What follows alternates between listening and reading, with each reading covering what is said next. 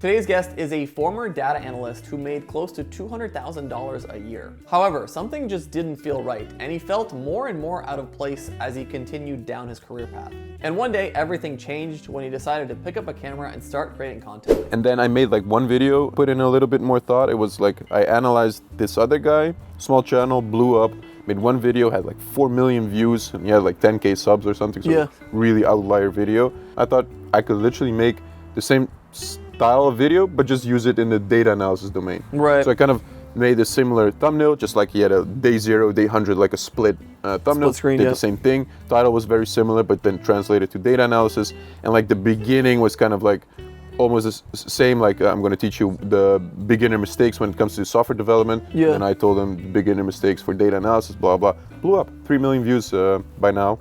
So that really helped blow up my channel. Since his first time on the podcast, we've become good friends, and this is the second time he's visited me in Valencia. So we talked about his 1 year of traveling the world while trying to create a digital business. Traveling is cool, but like if you're trying to build a business, for example, what I was trying to do with my YouTube channel, it doesn't serve your productivity at all. It's like pretty tricky to find a new routine every day, every new location, set up a new studio, pack, unpack. Right. It can be a bit challenging. As an experienced traveler and a digital nomad, Stefan gives a bunch of great stories and tips on traveling, and we talk about something called intermittent digital nomading. Travel is still fucking awesome. It's gonna be a big part of my life, of my fiance and my life. But in a different way. Instead of like going away for such a long time on end, we're just gonna focus on like having a stable base, a home, and then every time we think like, we're stuck in a routine, switch it up, let's go away for 2, 3, 4, 5 weeks. And then you travel around, get new impulses, get like refreshed, reset. And eventually you'll get sick of the traveling as well. Like you miss home, you miss your routine, you miss your friends and family. Right. Go back home, spend 2, 3 months back home, and then do it all over again. And I think like the switching it up, the keeping it like dynamic and ever changing, That's the ideal scenario, ideal situation. We also talked about content creation, how to land a remote job, crazy travel stories, and a lot more. So I hope you enjoy the episode.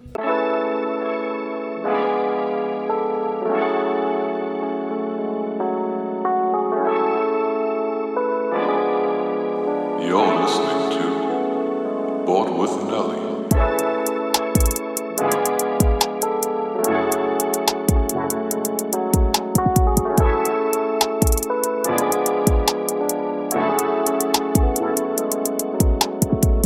How's your neck, my man? this is doable. This is doable. okay? Yeah, this is the angle I walk, but like if I spin up, it's You came here for 1 day and you have neck pain. And this is actually like really intimate. Like this is almost like a date kind of like. yeah, right. I can I almost. have to turn my whole body, man. Yeah, so maybe tell the guests what the fuck you did, man. You choked me out and then broke my neck, and now I'm paralyzed. It was actually a long-term plan. I was 6 months ago. I said I'm gonna get this guy into jiu-jitsu. That's when the seed was planted. I told you I was only a few months in. Lie. I was like a year and a half in. I said, yeah, this is a great sport. You should try it out. Practice a little bit. Get hooked. You did. It all fucking worked. And then you start practicing. You're like, oh, it's going great. You give me these updates. I'm like, this is awesome. When he comes over, he's going to, feel like he's in the conversation here. And then I invited you to the gym. Told everyone, pretend like, hey, he's a white belt. Yeah. And then it was just strangle. Damn, yeah. Imagine? No, but it was fun. It was good fun. It was worth it. It was well worth it. I mean, I don't think we're going to go back now because you have severe neck pain. Yeah, maybe Monday. Maybe Monday.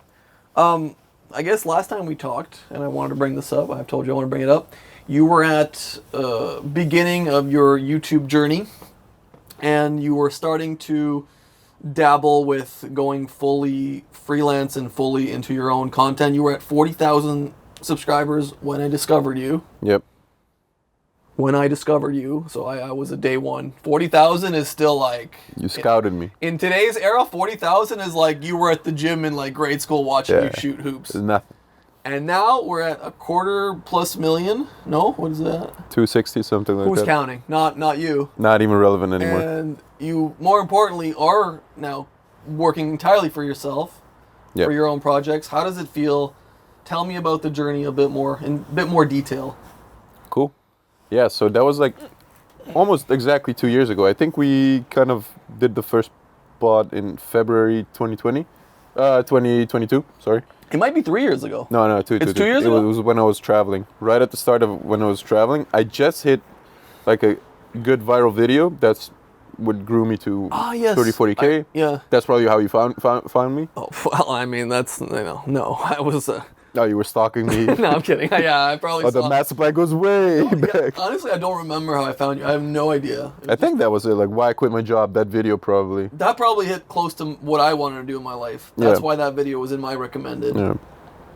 So, anyways, we did the pod, and then after that, it was a year full of traveling and doing YouTube full time. Yeah. And I was just dabbling around, I guess. Some videos hit, some videos missed. And then I kind of picked up on this data analysis related videos. Yeah. Those really took off, really blew up my channel. I guess at the end of that year, got me to around 150K maybe. And why did the 100, data 150. analysis videos specifically do well? I guess it was really, first of all, it was really a trending topic. So Yeah. I kind of figured out accidentally, like every data analysis related video I made, because I was a data analyst, Yeah. just seemed to blow up. No matter how shitty the thumbnail or the story was, it just did really well. you And then- think it was shitty, like the video? Yeah, like nothing special. Like the way I approach YouTube now is like I analyze every fucking trending topic, idea, validate the packaging. Like there goes so many thoughts go into Yeah. the whole stuff. And then I was like, oh, day in the life of a data analyst should be cool. Yeah. Let's just make something funny. It's more like a sketch Right. than, and it blew up. And then I made like one video, which was I put in a little bit more thought. It was like I analyzed this other guy, small channel, blew up. Made one video, had like 4 million views, and he had like 10K subs or something. So Yeah. really outlier video. And basically, and his topic was software developer, software programming. I thought I could literally make the same style of video, but just use it in the data analysis domain. Right. So I kind of made a similar thumbnail, just like he had a day 0, day 100, like a split thumbnail. Split screen, Did yeah. the same thing. Title was very similar, but then translated to data analysis. And like the beginning was kind of like almost the same, like I'm going to teach you the beginner mistakes when it comes to software development. Yeah. And I told him the beginner mistakes for data analysis, blah, blah. Blew up. 3 million views by now. So that really helped blow up my channel. How did it feel when that happened? Like, because before that you were still making videos obviously regularly, and you were having probably moderate success. Mm-hmm. And then what was the feeling after that video takes off? Or was there any like? Oh yeah, for sure. Because when I made that video, I did think like, I had like a couple of missers. So I was in a, not in a rut, but like in a losing streak. Right. So I needed something. I needed like a winner again, a W again. Yeah. So I thought, okay, fuck it. Now I'm going to put in way more time and energy into research, analyzing what I just told you about. Yeah. So when it didn't even blow up, but it just went like Steadily progressed. Yeah. But like immediately from the start, I could see, okay, this is good. Like CTR was good. Like the metrics were good. Right. And it kind of confirmed like, yeah, if you put in some thought and research into validating an idea, like, is this something people want to watch? Is this in Right. demand? There's definitely like, it is a working strategy. So it just confirmed like, if you put in more thought in validating the idea, it works. And up until that point, you were basically working on creating better content. You were taking courses on, know, videography, but also on YouTube analysis, you know, script structuring, research. Where were you at the point of your like education in the space? What do you even call it? I don't know. Mm-hmm. Or is all education just you doing the video and then learning to get the next one better? So in 2022, like right about that time, there was just mostly watching YouTube tutorials, listening to Mr. Beast podcasts, listening to his YouTube strategy consultant, Patty Galloway. Yeah. Listen to his podcast as well. Just tutorials and dabbling around. Yeah. But there was no like, I just need to figure out one more thing. I just need to like do this. But it's always like your stepping stone. You're building into something. There's an infinite amount of things to learn. You don't feel like you're anywhere remotely close to mastering. No. Yeah. And that's It's the not thing. possible to master. YouTube keeps changing. So Right. even like, every big creator who used to like get, I don't know, a consistent amount of views, millions or maybe hundreds of thousands, are now struggling to get the same amount of views. Right. Because the same formula doesn't work anymore. You have to innovate. People get saturated. Things get boring. You have to innovate. Yeah, it's a bit of a scary thing when you're switching from a steady salary to such a highly volatile industry where you have to continue to adapt and innovate with the industry or you kind of fall behind. Yep. Do you think about that? You worry about that a little bit? Or is that more of a challenge? It's a challenge. Like, it's something you're aware of, but you can use it. Like, it can feel like, oh shit, this makes it more challenging, but you can also see it as, oh shit, this makes it more challenging for everyone. So the ones that don't Yeah. kind of adapt to it, Yeah. they fall out, and then you have less competition. So True. you kind of like you just go right. It's like the wave. anything. If you put more time and more energy into it, you're gonna improve. Yeah. Like honestly, I skipped the short form wave. Yeah. It was a kind of a gamble for me. Like I knew it was like, yeah, this is probably what I should focus on. Last year, probably everybody focused on shorts. But what I see now, even big creators are kind of like dropping the ball with shorts because it doesn't translate into anything. It's really nothing. If you think about it. Does give some conversion to subscribers and followers. Yeah. But like that conversion rate is so low, you cannot monetize shorts. Like the monetization just sucks. It's terrible. Yeah. You cannot live from that. The selling products, monetize again in a different way. It's like it's not a great way to build trust. You need long form for that. Right. And to convert short form viewers to long form viewers, it's like a very low percentage. So I'd rather put that time and just make it. The more only long form. exception would it be to like if you're specifically a short form content creator. Yeah. Then now it's the best time to make shorts because like it feels like it's the same boom from a couple years ago when it was what was that platform called? It was short form content. Fine. Yeah. Yeah. It feels like it's that same level like of fever pitch. Everyone is trying to make as many shorts as possible and just pump out as much content in short form. Yeah, it does have a role and it does work, but it's just I have to make the decision. Like, do I put time into dabbling around with short form content, or do I just double down on long form? Long form is my thing right now, and I'm just gonna, for now, keep. Makes doing sense. And for you, what you're doing, what you start doing, it makes complete sense. Yeah. Like the shorts is kind of a bonus for you. It's not really a selling point. That's the thing. Another topic I wanted to ask you, because I'm sure you're getting this a lot, and I'm getting this quite a bit now. It's people asking for two things. My friends, family. One is the obvious remote work. As everyone realizes, remote work is way better than going to an office. Mm-hmm. That's a bit of more of a, let's say, open, broad topic, and we can probably both speak on it a little bit. Yep. But the more interesting part for me is like when they ask specifically about our area. So they ask about social media management. They ask about content creation. They ask about email marketing, copywriting. And everyone asks like the same, let's say, set of questions. How much do you make? How much can you make? What do I have to do to make that? Yeah. Is that the wrong approach? One question. And two, when someone comes to you, what do you tell them? Because this is a question I struggle with telling people, like, how do you focus your energy to get to your desired goal? Or is their goal like a little bit different than mine? Whereas like I felt like this was like a passion, and I wanted to do it more so because I just want to do not my regular job. Yeah. They look at it as like their exit out of a regular job, not their calling, but per se. I'd give the exact same advice, like whether it's content creation or whatever. First, try it out. Try making, if you want to make content and that be your remote work exit, whatever you want to call it, try it out. Make a couple of long form, short form videos. If you see like, I like it and I could get good at this, keep continuing with it and accept the fact that for the first couple of months, probably half a year to a year, you're not going to make any single dollar out of it. Yeah. But at least you can get good at it, build a portfolio, and figure out if that's something you want to do.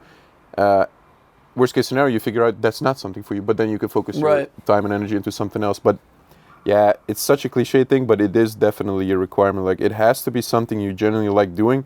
Otherwise, other people who do like making content, for example, they will fucking... they'll outwork you. They'll surpass you. They'll outwork you. Yeah. They'll make better content because they enjoy doing it. They'll put in way more time in learning, improving, and you're seeing it as I just need to finish this video so I could get some money. It's not going to work. But it's also... to me, when someone tells me these things, it seems counterintuitive. Because if you're trying to get out of what you don't want to do, why are you trying to replace it with something you don't want to do slightly less? You're going to replace it with something you don't want to do, but at least you can do it from anywhere in the world.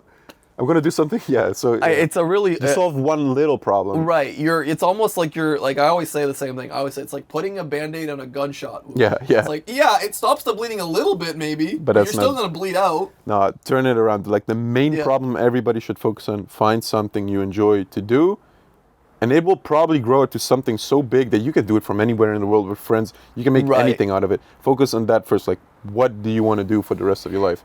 Yeah. You know what the weeding point is, the weed out moment is when someone comes to you with one of these questions, when they ask, like, how long will it take?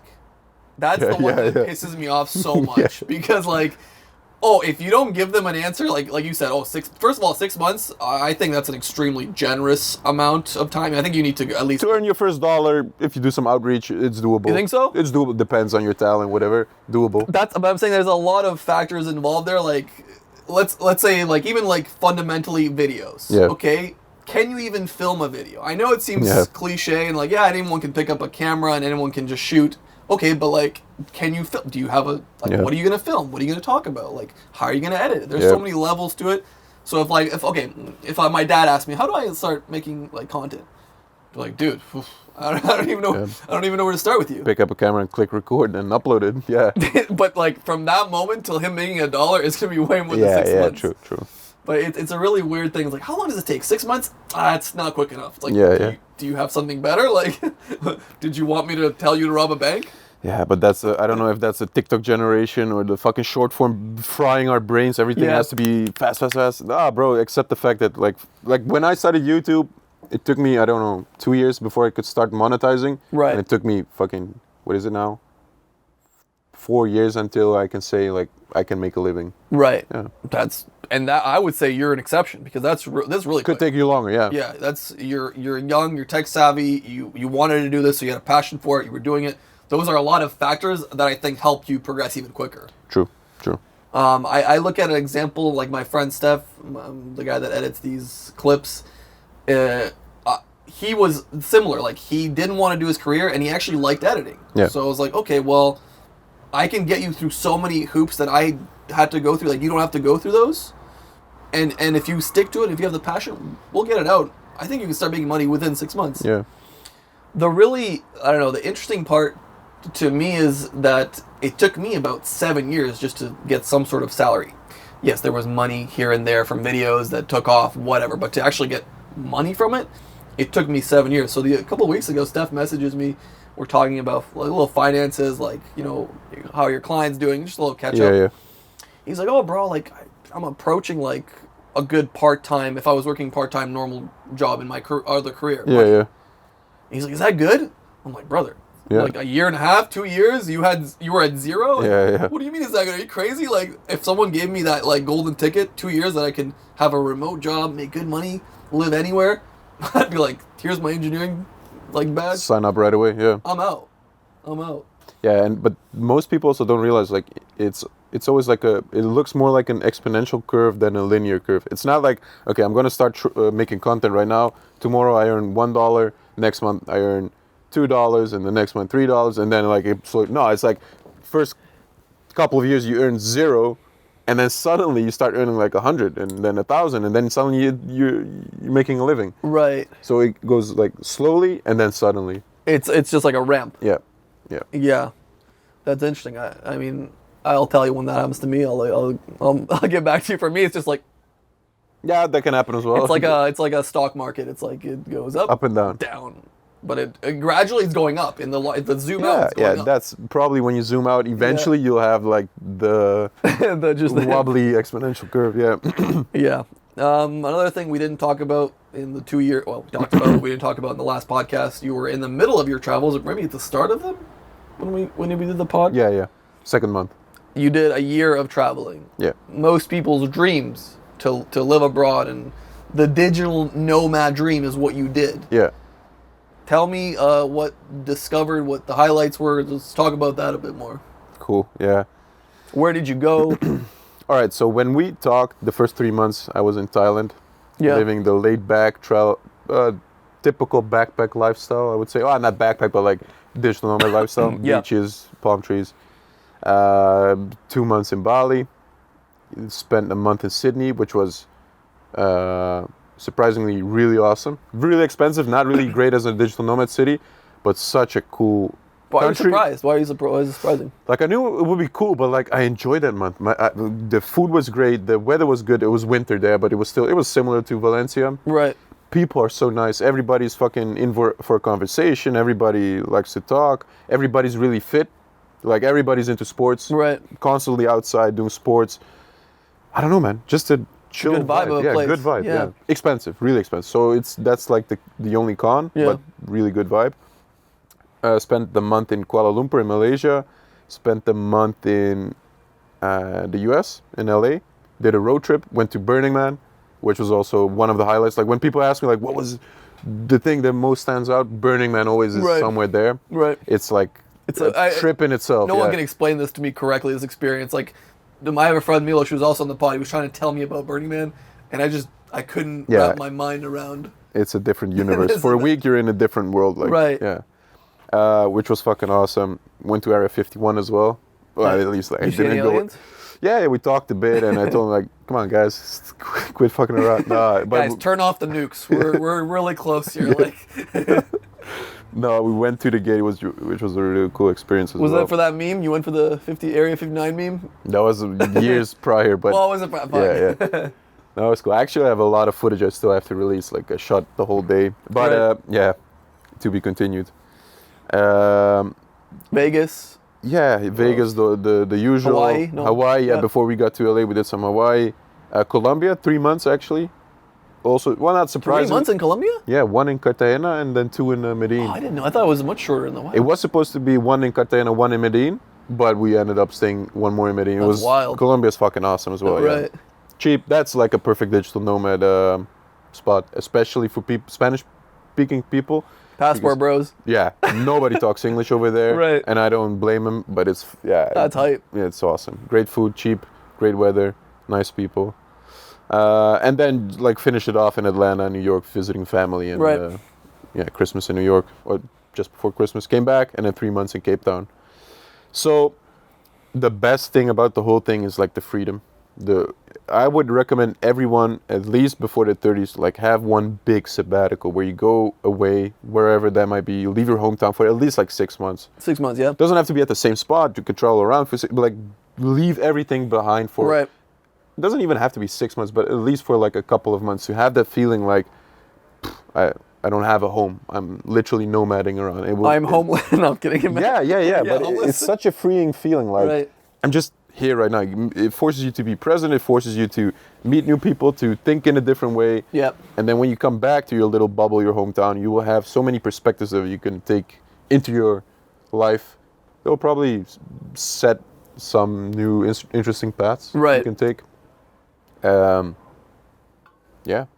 So that was definitely like overall one big highlight. Just the freedom you experience is fucking awesome. There are downsides as well. Yep. I just released a video about the downsides. I mean, downsides, like people. First world problem downsides, would you say? Like they're not like obviously, not problems. Like the things drawbacks. you don't think of when you start living the digital nomad lifestyle. Like traveling is cool, but like if you're trying to build a business, for example, what I was trying to do with my YouTube channel, it doesn't serve your productivity at all. It's like pretty tricky to find a new routine every day, every new location, set up a new studio, pack, unpack. Right. It can be a bit challenging. Start missing your friends and family. That's also kind of, a negative thing. Yeah. What else? Getting accustomed to each place. That when you're only there for a short amount of time, it must feel weird to just be at a place for a month. Yeah. Go to another place. A few months in, especially when I even moved here, that's when I felt like I was finally like settled in, like all my paperwork. I found the gym, like I had a routine. Now I'm settled. Time to go. Yeah, yeah. Same. That seems tough. And it's such a strange thing that I've noticed when traveling, but like always the first couple of days when we arrived at a new destination, it was always like, I wouldn't say it's not paranoid, but it's like, I don't know, I don't know how to, what vibes I get from these people. I don't know what I can eat. Is the water safe? Like a little bit more like you're cautious. On an island where you don't know anything. Exactly, I don't belong here. Like people are looking at me or whatever, and it always takes like 3-4 days, and it's like, I'm part of you. I'm one of them. Yeah, I'm a local. And then you're like comfortable, and it starts feeling more like home. And yeah, it's strange. And every time the same. You used to have the same feeling at every single place. Yeah. Even the places where you spoke English. Yeah. Interesting. Yeah. Even Cape Town, like you. Yeah, we arrived there, and it was like, I remember like we arrived pretty late. It was like late in the evening, so maybe 10, 11, 12 something. Took a cab to our apartment, and like the city was empty. I was like, what the fuck? And you heard the stories like Cape Town is one of the most dangerous cities in the world. Right. Like the first thing you take the cab at the airport, you drive on the highway, and there's like a fucking big billboard, digital billboard. It says, "Don't stop. dangerous. Like two cars. Don't stop on the side of the road. Dangerous. Keep Jeez. driving. Jesus so Christ. and that's like the first thing you see. and That's it's terrifying. and you drive through the city to our apartment. It's like nobody on the streets. And like, what the fuck is happening, man? And then it's like, you check in. You hear strange noises in your apartment, like, what the fuck is going on? Do I do the double locks, close the windows, that paranoia? Yeah. And then like 3 days, like everything's open. I leave the door open the whole day, Right. laptop everywhere. I don't give, everybody's chill. But yeah, and that I had every single time. Yeah. Right. Strange thing. Yeah, the traveling for a year seems so hectic because the digital nomad dream seems to keep evolving. And I think I look back at I was listening to a podcast, it's a Spanish podcast when I first started learning Spanish. Mm-hmm. There was this guy that moved to Spain from England, and he started recording this podcast to help other English speakers that want to learn Spanish. And it was like 2004. Yeah. And this guy moved abroad, was working online. OG. OG. Yeah, real OG. And I was like, holy shit. Because I looked at the analytics for Spain. I'm fucking talking it's a YouTube channel. I looked at the data for Spain, and not like more than 30, 40 years ago, the percentage of foreigners in Spain was below 5%. Okay. Between 2 and 5%. Yeah. Now it's 15 to 20. That's insane. Like a tenfold increase. So imagine being here when literally you were an English speaker, literally no one spoke English. Yeah. There was no like friendly signs like, oh, you're visiting here, like, tourists here. Yeah. I'm sure you probably had that vibe in some places that weren't getting as many tourists, or is it more like now? Colombia was friendly? a little bit like that because nobody spoke English, so it was a bit more of a gap. But no, not that extreme. Then you really have the feeling you're like an outsider, I guess. And No internet, Yeah. you're using a map. Oh, let me check where the nearest. No, what the fuck? No. Google Translate. Nope. Nope. Dictionary. Yeah, the OG, man. But yeah, respect for them. That's like the true That's digital. that's the founders, the founding fathers of the digital nomad game. Like, there's Yeah. a video here, something about like what it used to be like a digital nomad in the 2000s. Like, There's a video. I feel like there should be a this video. could Yeah. Like, this would slap. Like, Yeah. Could be an interesting story. But no, we haven't had that extreme feeling. Yeah, Colombia a little bit. what were the craziest highlights? What craziest stories from the travels? What stands out to you? Because it's probably a year of a lot of memories. What memories like stick out? So Burning Man. Burning Man, was sure. awesome. That was a trip. Did you get robbed? I got scammed. Oh, okay. I got scammed in Cartagena when we landed in Colombia. And it was I saw it coming. We landed at the airport, and usually our plan was always land at the airport, get a SIM card right away, or use a digital, like a eSIM. eSIM, yeah. But for Colombia, it wasn't Yep. possible. So usually we would have a physical SIM right at the airport, non-existent at the airport in Cartagena. Non-existent. And a cab driver, so I couldn't take an Uber. That's the point. That's what you're trying to. Okay. So there's like a cab driver, and he was standing next to like police officers. It looked all chill. Like, he's like, yeah, you want to take a cab in Spanish? Like, sure. Where's an ATM? Where can I get money? Oh yeah, they're right there around the corner. All right, got the money. Things went so fast. Like they put in the luggage in the cab. I was like, yeah, let's go. Give him a tip if you want, Bob. And it's like I looked up the conversion rate before I went to Colombia. And it was like, I don't know. It was like 10,000 of those pesos yeah. was like €1. So I gave like 10, like 4 of them, Yeah. €4, fuck it. But it's like on the note, it says 100. So I thought like, no, what was it again? Yeah, I don't know. But somehow I thought like I was giving them €1, but I gave them €10, €10. Because it said like 100 on the note, but then somewhere in Spanish it says 100,000. Oh, right. But I didn't know that. Okay, Goddamn fuck. hyperinflated money. Yeah. So that's just my mistake. But then in the cab, Yep. I told him before and put on the meter. And then suddenly during the cab drive, he could not speak one word English and he didn't want to put the meter on. And I knew what was coming. It's fucking jet lag and shit. We arrived at the place. He wanted like €50 or something, or he wanted €100 even. I don't know. Jeez. I got pissed. I said, all right, drive to the Airbnb. I have a friend. He'll talk to you. Like I started bluffing a little bit. And it was a nasty situation because like I could tell him like, fuck you, and then go out the door, and he would drive away with my girlfriend and the luggage. Right. I could, like there was 2 big guys. I couldn't do anything. Two big guys. There were 2 big guys. In the cab? 2 big guys. Two of them. In the cab with you guys? Yeah. We were in the back seat and with 2 in the front. So I What? told you, it went so fast. Damn. It went so fast. But so the two guys in the cab, and there was like 6 of them on the airport, like helping us with the luggage, and it was Holy so shit. fast, bro. And it was, yeah, it was such a strange situation. But anyways, I was like discussion back forth. I'm not gonna pay. I'm not gonna pay. His English got worse and worse the whole time. Right. And then it got a little bit Hostile? yeah, like I saw it in his face, but I also got like angry. Like, what the fuck? Right. I'm getting scammed, but fuck you. I know I'm getting scammed. Right. Let me talk to the guy. And then basically I told him like, here, fuck it, take it. And I gave him no, 100 euros. So take it. And then we got out. So I gave him like 50 or 40. Right. Like when you convert, like get the fuck out. I was so tired, jet lag. We haven't slept the whole night. Right. And I felt pissed that day. That was probably the most dangerous situation we had. That's So nothing for Colombia. not seems. that bad. Yeah. No, like in Colombia, like in Cartagena especially, a lot of drug dealers and prostitutes. Like every 5 meters, like, want coke, you want to fuck, you wanted this. Right. Cartagena was a bit like that. Medellin, way less. That's more like a chill city to live. City, But yeah. Cartagena is more for visiting.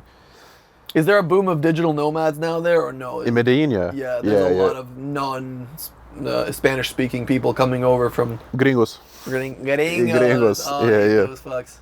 They're the worst. Yeah, they don't like Coming them. over and colonizing. They don't like them. Like there's Really? a whole like the passport bros coming to Medellin to pick up chicks, but I think there was a whole generation of gringos that kind of ruined it. So they know they're there just to get laid and they're a bit like. That's interesting. Yeah, But they're there because they're not going to stay there, right? They're going to just there pick up a baddie and get her out. but they know. Is that what the passport bro is? The passport bro is someone that just from another well-established country comes over, finds a wife that's Colombian and gets her out of there? Gets her back. Yeah, that's like what they're probably hoping for, but they're kind of in doubt because there's just a lot of guys who go there to get laid and then get the fuck out and never speak to them. Interesting. At least that's what I've heard. But yeah. Allegedly. Of course. Awesome place. Yeah, allegedly. No, I was there with my girl. Of course. You're the inverse of the passport bro. You Yeah. came there already having a girl. Like I gave away my pass. yeah, like it's over. No, what else?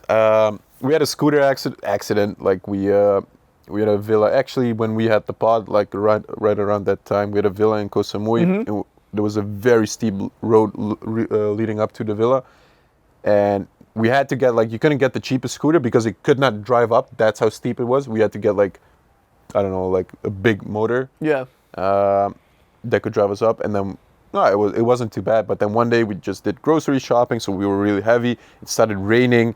We just like went like this, and then the scooter just like started tilting over, and we fell, we slipped all the way down. But the worst thing is the exhaust, which was fucking hot, burnt my girlfriend's leg. It was like open wound, so we had to go to the hospital. And what degree? Do you know what degree burn?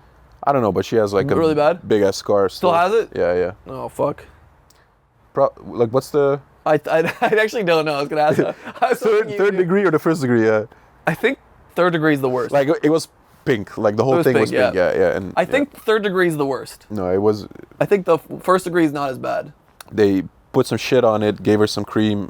Put some. She had to change the gouge. How do you say it? Gauze, whatever. Every day, and after a couple of weeks, it was okay. But yeah, it was. Now she has a nice memory. I still of the trip. Yeah. You branded her, bro. What the hell? So that was also like an extreme thing. But yeah, man. Oh yeah, we did. There was also a thing. I keep forgetting, but I also don't want to mention it too often in public. But when we were in Bali, we had friends visiting. Like for 3 weeks, we spent 3 weeks in a villa, traveling around Bali, and we went to these small islands next to Bali, like a 2-hour boat drive.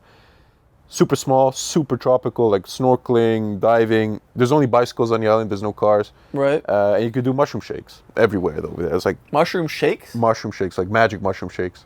Like a protein shake, but with mushrooms. Yeah, like magic mushrooms. Go on. I don't think you told me this. They mix it like with Sprite or whatever. No, did you tell me this? But I also forget it often. So you're having a good life when you forget about mushroom shakes. Yeah. It was like, oh yeah, it was one of the cool things we did. No, so highlights from the trip wasn't mushroom shakes. No, it was a fucking awesome experience. Yeah, on a fucking tropical island. Like if you ever plan on doing psychedelics or whatever, there is not a better location to do it than there. And we've heard good stories from people, so we kind of were open to it. Let's visit the island. Some of them were really convinced. Yeah, fuck, there's nothing to think about. We're going to do it. Right. Some of us were like, yeah, let's see. But the vibes were good. The guys we met, like, there's literally places on the beach, like bars, whatever you want to call it, and they call themselves like Dr. Mushroom or That's good marketing. Yeah, and good communication, chill vibe. Right. Yeah, fuck it, let's do it. So he asked us like, it was like easy, medium, hard. Like easy, oh, you see a little bit of colors, little bit smile. Medium is like colors move, you see things in the water, and hard is like space, and you go to Venus. Like, let's do medium. And my girlfriend was like, yeah, let's do easy. Like that was the first time for like a medium, bro. That was not medium. That was like, I've never tripped so hard in my life. Yeah, it was like we took the shit. In the beginning, first 30 minutes, always a little bit, you feel the come up. Sure. You don't know what to expect. Like, everybody's anxious. You see everybody's a little bit, and then, like, I don't know, for 3 hours straight, I think I was like, I melted into the dimension. Bean bags on the beach. Everybody's like, and then just looking around. And sometimes you would look up like, oh, good? Yeah, but what the fuck, man? Yeah, awesome, man. Then there was like 2-3 hours of tripping, and then you kind of start coming back. And then there's always a philosophical end to a trip. Like the last 2-3 hours, it's like you're still tripping, but you're also you can speak again. You can communicate, and it's all clear in your head, and you start like having these deep conversations. Oh, this is so strange, and this is what I experienced. Everybody had their own trip, and then oh yeah, that's when I looked at you, and then I thought you said you meant this, but yeah, it's cool. Everyone had their own unique moment, even though you were all kind of in the same place, absorbing.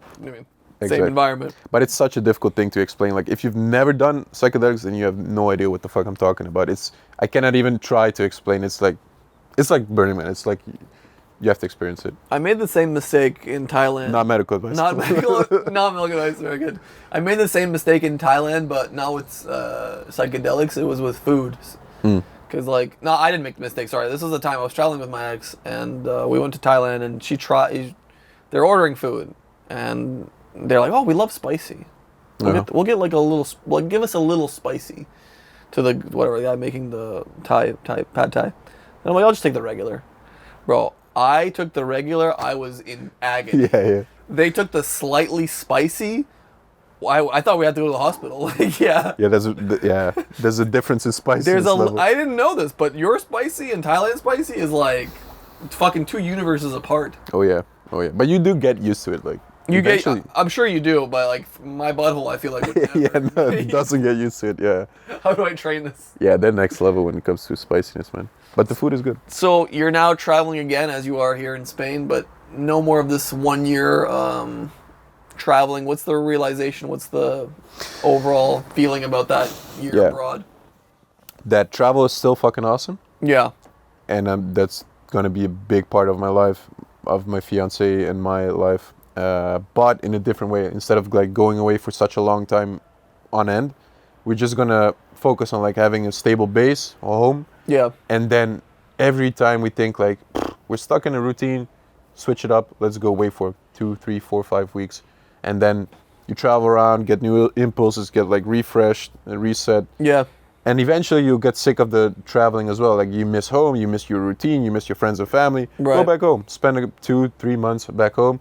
And then do it all over again. And I think like the switching it up, the keeping it like dynamic and ever changing, it's the fucking ideal scenario. Situation. Yeah. If you like traveling. If you like traveling in the first place. So you still have that digital nomad experience, but you also like have your seasons of just work, home. It's a digital nomad with like a ground base, so like a starting intermittent nomad. That's a good term. Did you make that up? Yeah, man. Yeah, I made that term up, but I've realized I saw some comments on my last video, like, bro, literally think he has invented snowbirding. I didn't know this one. Apparently in the U.S., like rich families, like who live more in the northern part of America, would basically do the same thing. For winters, they would go to Florida or whatever, and they call them snowbirds, apparently. Snowbirds? Yeah. I didn't know that. Bro literally thought he invented snowbird. But yeah, basically like not even half, but a little bit of digital nomading and a little bit of just normal life. You know, that snowbird thing sounds familiar, not because I heard the term, but when I first got here in 2019, we were at some apartment. I walked outside and some random guy just starts talking to me. He wasn't homeless, he was just like some random dude off the street. I don't remember. We got into a conversation, and I was maybe like a few weeks into Valencia, and I asked him like, "Oh, how is this place? Like, do you love it? Blah blah blah. Do you like it here?" He was like, "Ah, it's okay, but like, eventually everyone leaves." And I was like, "What do you mean?" Yeah. He's like, "Well, there's always a warmer place," and I was like, at the time, I was like, "What? Like, how?" Yeah, And I was there in August. It was 30, and I knew that winters. I was also gonna. I was there a few years prior. In wintertime, it was 25 in December. Yeah, that's great. And he's like, these people always like, they just come here, they come for the weather, and then they go, as soon as it gets slightly cold, they go to another warm place. Yeah. That's snowboarding. That's snowboarding. But Yeah. just imagine snowboarding for this place. Yeah, It makes no sense. Yeah, probably they get used to this as well. And, Right. Yeah, I don't know. This becomes like winter to them, so they need to go to a place that, Dubai or whatever. Dubai yeah, in the fucking winter. Yeah. It was just a weird concept. Like, there's people snowboarding from Valencia of all places. Like, I'm now literally snowboarding here to Right. Valencia. Yeah. what am I gonna do in December? Oh, it's too hot. It's too hot in December. I'm gonna go to like, I don't know, Buenos Aires or something. I don't know. Egypt. Yeah. I don't Somewhere know. where it's summer Yeah. in the winter time for me. Yeah. But I do realize like we're talking about this like it's such a normal thing, but actually you have to set up your life to be able to do that in the first place. Not many people can do that. Yeah, you have to have a remote job or at least have Remote income income. streams where you can live wherever you want. Like, can you handle the fact that you're probably going to have double rent? Like, you have your home, you have to pay mortgage or rent, and then also go to the new place. Like kids, dogs, Right. whatever. Like, you have to set up your life in a specific way to be able to do that. And sometimes I keep forgetting that. Like, now it's like, oh yeah, we like travel, but we also like home. Oh, why not combine? Do both. Yeah, but it's like not. If you have a normal 9 to 5 job, how the fuck are you gonna take off 3 months, 4 months a year and fuck off to the other side of the world? For most people, it's a very hard task to achieve. I think another thing that we briefly talked about when we first met online, I guess, was the sovereign individual. Yeah. And that was like a couple years ago. How do you feel about the evolution of the space, remote work, digital nomading? Do you still, and also I think money is involved in that book as well, Bitcoin and kind of the falling out of the current government control, current control governments have. They think it's going to be lessening in the future. Do you still see it this way after the pandemic? Do you still see it after all these things happen, or is it going a different way? Like, what part of the book do you think is accurate, and what part do you think is going to be different? So the book is definitely applicable to a lot of countries. Yeah. Like, there's a lot of countries where if I would have lived there, I would have not come back after the year of traveling. But as I told you as well, or as I spoke in the video, like in the Netherlands, it's not that bad. So we came back to the Netherlands with the fact like, this is actually a really good base. Government is not that bad. It's not that crazy. Right. But When I came over, by the way, there wasn't your government being shut down for like a day or something like that? When I came to visit you? Or was someone like getting removed from office? that could be, yeah. When I came to visit you in April, there was Something some sort of happened, yeah, event where, but- like, Amsterdam government like shut down, and I asked you if like this is normal. You're like, I don't think it's that bad. Like, I forgot what it is, man. it was something like I around remember. those lines. I remember there was something, yeah. Yeah. Or the cabinet fell apart. That's fell, right. Fell apart. That was yeah, the one. Yeah. Right. No, it doesn't happen often, obviously. Okay. But there was like a lot of shit going on with COVID, and then it all came together, and I like basically said, I quit. And Right. So we had just had elections, and they basically voted for, let's say, the Trump of the Netherlands. Nice. Yeah. We love Trump here. I'm kidding. Imagine just comes a political podcast. Yeah. Guys, Trump and Biden. Where do and- we stand on Ukraine? Let's talk about that for the next. Are you 3 left? hours. Are you left or right? Right. No, but yeah, like it's not that bad in the Netherlands. So we kind of decided like, okay, let's have at least one base and one place to call home in the Netherlands because it's not that bad. But I always keep that book in mind, like if shit hits the fan, if laws change, if inflation gets out of hand, if it gets unsafe because of, I don't know, mass migration and housing crisis and frustrations and, I don't know, internal conflicts in the country. Yeah. I'm still open to the fact of having at least a second base. Could be Serbia, could be Dubai, could be in the EU. I've set up my life in such a way that I could pack my stuff and leave the Netherlands in 2 months. Yeah, sell my house and I don't know, I could just live wherever I want. So that's kind of always the plan B. In fact, like having that second base eventually will probably still be part of the plan. To kind of, you diversify basically your just like you would diversify your investments, you diversify your geographical location. That's so, based on our upbringing as well, which is a massive factor of, Yeah. of war-torn Eastern Europe. And, Yeah. and a lot of Canadians I know as well think that, their dynasty is not going to come to a collapse, but every dynasty Yeah. comes and goes, and it usually happens when you don't expect it, or when you, even maybe in prosperous times, it's not far from the prosperous Yeah. times, because prosperous times create a lot of problems, because when you don't have any problems, you start manufacturing your own problems. You start, you start self-imploding, Yeah. for lack of a better good term. times create weak men create hard times. That's the expression. cycle. And even when I was a kid, like, Canada seemed like the promised land. It seemed like this Yeah. is the place of equality, freedom, rights, and what Canada is today is still a pretty stable, I think it'll stay stable for a while because it's next to the greatest powerhouse in the world. Yeah. I think if Canada was in a different location in the world, it would already be in some trouble. Yeah. I think America keeps it pretty safe and stable.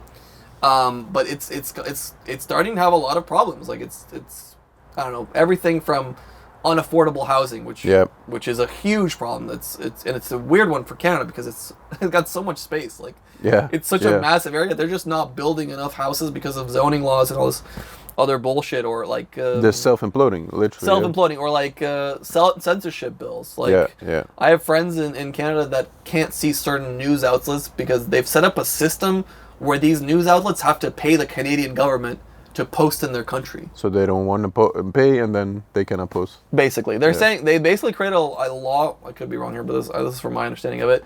If you have a certain platform of certain size and income, if you want to like post news or information in Canada, like if it's, let's say, Bloomberg. Yeah.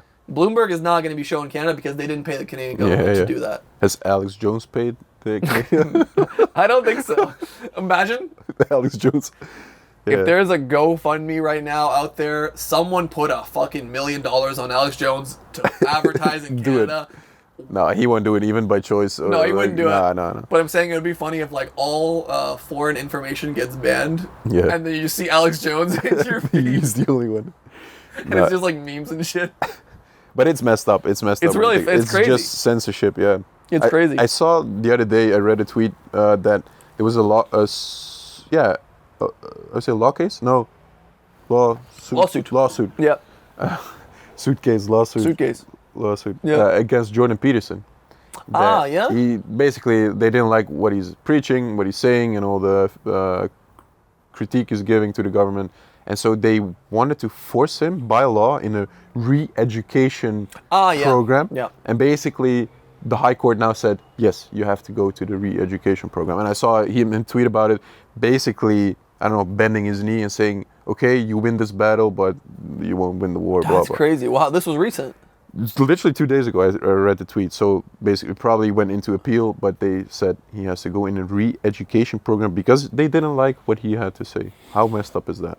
Yeah, it's crazy. Jordan Peterson, when I first heard of him, was it still is, for the most part, I would say, a relatively well-balanced, well-thought-out individual that is also articulate. Yeah. He also has gone extremely far right now in Canada, at least. Yep. Mostly because the left has been viciously attacking him for years. Yeah. And not just him, but like the left really, starting in Canada at least, started to impose their beliefs more and more on everyone. Yeah. Okay, they're both. I hate everyone. I just want to preface this. I hate everyone. I want to preface this before I I hate get someone everyone. saying that I'm a Trump. I fucking hate everyone. Like, everyone I hate equally. Okay, so let's just say that. Yeah. This is becoming a political Yeah. podcast. But like, I don't like that Jordan Peterson is unable to just say whatever, even if it's outrageous. And he's not saying something outrageous, but even if it was outrageous, he can say it. Yeah. Go ahead. Yeah. I don't have to agree with it. We don't have to pretend like what he says is now going to become law, or it's Yeah. going to be like we're going to practice it like a Bible study. Like, Exactly. let the man be what he wants to. Let him speak. He's going to have haters, he's going to have fans, but like he shouldn't be punished, or he shouldn't be. Freedom of speech.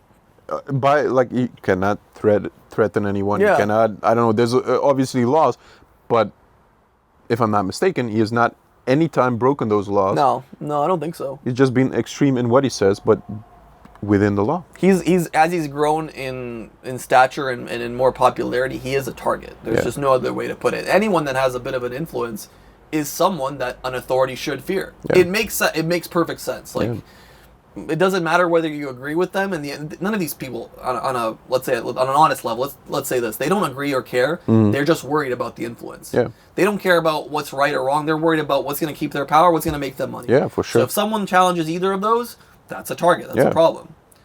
So yeah. Look at Tate. Look at Elon Musk. Elon Yeah. Musk bought X. We don't like what you're doing.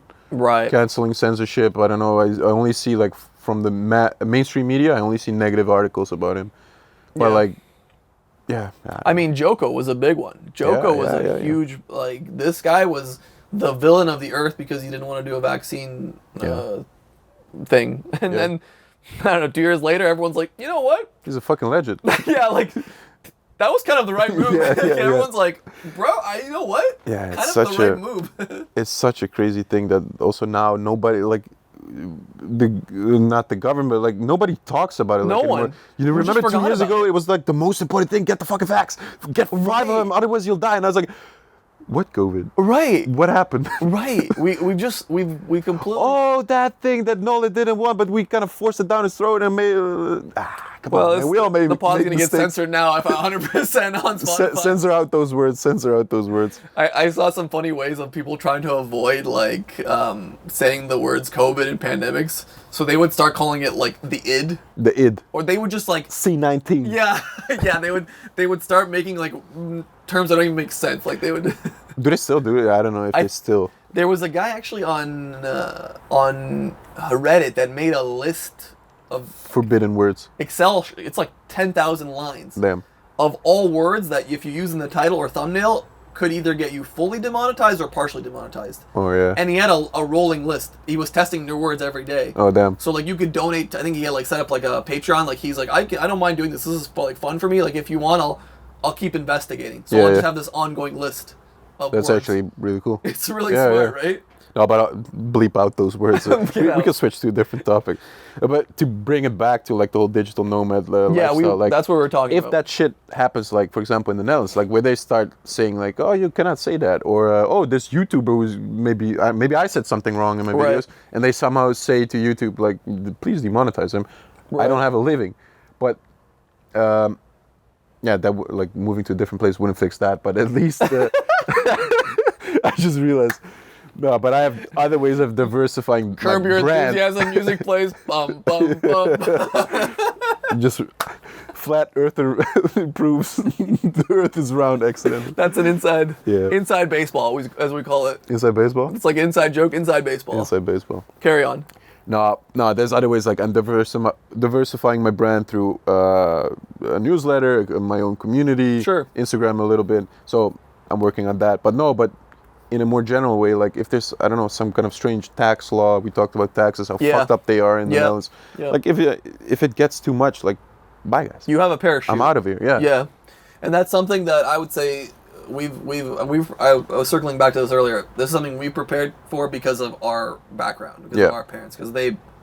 Most people from fucking Eastern Europe, if they ended up in some other country, it's probably because the situation got so bad, and there was no parachute. Yeah, there was no. They were forced to. Yeah, forced to. You had a house, great, it's worth nothing. You had a car, can't bring that across if you're going to another fucking, if you're going to the Atlantic or across the Atlantic. You have stocks or some money in the bank. Okay, cool. Money means nothing here. Hyperinflation. Yeah. So all of these things are now controllable in our generation. Like you could have multiple streams of income. You could open multiple bank accounts in multiple countries. You could have a remote job from one employer in one country and another job in another country. Yeah. So if that country collapses, like okay, well, go to the other place. Yeah. So, they were the OG individual. Sovereigns. Sovereign individuals. Sovereign individual OGs. Yeah. Well, we ended on with that. We've done close to an hour, believe it or not. Yeah. A lot of fun. Already? Let's go get drunk or let's go. I'm gonna have a Coke Zero. Coke Zero, of course. Once the camera cuts, we'll. Gracias, amigo. We'll get that Schlivo. Yeah. 0.0. Thanks for coming along. Thanks, man. Cheers. Cheers.